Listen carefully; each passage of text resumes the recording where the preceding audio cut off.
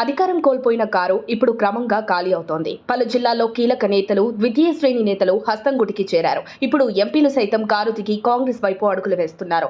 గత లోక్సభ ఎన్నికల్లో BRS 9 MP స్థానాలను కైవసం చేసుకుంది. వీరిలో మెదక్ ఎంపీ కొత్త ప్రభాకర్ రెడ్డి దుబ్బాక ఎమ్మెల్యేగా ఎన్నికయ్యారు. మరోవైపు పెద్దపల్లి ఎంపీ వెంకటేష్ నేత కాంగ్రెస్ లో చేరారు. నాగర్ కర్నూలు ఎంపీ రాములు సైతం బీజేపీలో చేరిపోయారు.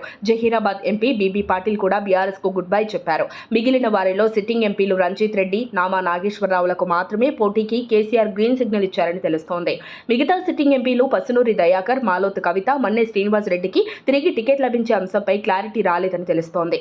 ఈ నేపథ్యంలో వీరిలో ఒకరిద్దరు పార్టీని వీడే అవకాశం ఉన్నట్లు సమాచారం. అంతేకాక టికెట్ దక్కుతుందని ప్రచారం సాగుతున్న రంజిత్ రెడ్డి, నామా కూడా పార్టీ వీడతారని టాక్ నడుస్తోంది.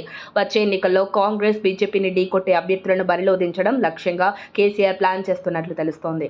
ఇప్పటికే లోక్సభ నియోజకవర్గాల వారీగా అభ్యర్థుల ఎంపిక ప్రక్రియపై కసరత్తు పూర్తి చేసినట్లు సమాచారం. ఈ నేపథ్యంలో సిట్టింగ్లకు చాలా మందికి టికెట్ కేటాయించకూడదనే ఆలోచనలో గులాబీ బాస్ ఉన్నట్లు సమాచారం. సీటు దక్కదనే ప్రచారం, సీట్ ఇచ్చినా గెలిచే ఛాన్స్ లేకపోవడంతో కారు దిగడానికి నేతలు సిద్ధమైనట్లు తెలుస్తోంది. ఇక పలు జిల్లాలో ద్వితీయ శ్రేణి నేతలు బీఆర్ఎస్ కి బై చెప్తున్నారు. ఇప్పటికే పలు జిల్లాల్లో ఎంపీపీలు, జెడ్పీటీసీలు, ఎంపీటీసీలు కాంగ్రెస్ పార్టీలో చేరిపోయారు. ఉమ్మడి వరంగల్కి చెందిన తాటికొండ రాజయ్య కాంగ్రెస్ పార్టీ పెద్దలకు టచ్ లో ఉన్నారని సమాచారం. వరంగల్ కార్పొరేషన్ మేయర్ గుండె సుధారాణి సైతం కాంగ్రెస్ పార్టీలో చేరేందుకు పావులు కదుపుతున్నారని చెబుతున్నారు. ఆమెతో పాటు 15 మంది కార్పొరేటర్లు సైతం హస్తం పార్టీలో చేరేందుకు సిద్ధమవుతున్నారని తెలుస్తోంది. అలాగే వర్ధన్నపేట చైర్మన్, మున్సిపల్ చైర్మన్ తో పాటు వరంగల్ తూర్పు నియోజకవర్గంలోని కీలక నేత సైతం బీఆర్ఎస్ ను వీడి కాంగ్రెస్ బాట పట్టారు. దీంతో పాటు మాజీ ఎమ్మెల్సీ పద్మావతి సైతం తిరిగి కాంగ్రెస్ కోటికి వెళ్లేందుకు ముమ్మర ప్రయత్నాలు చేస్తున్నారంటూ చర్చ నడుస్తోంది.